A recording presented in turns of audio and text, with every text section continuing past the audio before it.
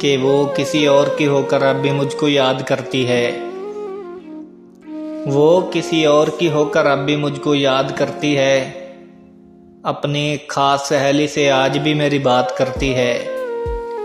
और वो जिसके साथ है खुश नहीं है। वो जिसके साथ है खुश नहीं है।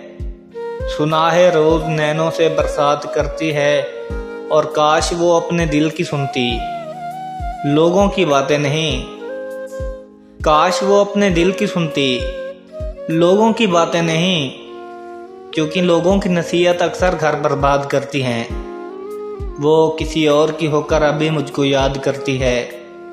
अपनी खास सहेली से आज भी मेरी बात करती है। अपनी खास सहेली से आज भी मेरी बात करती है।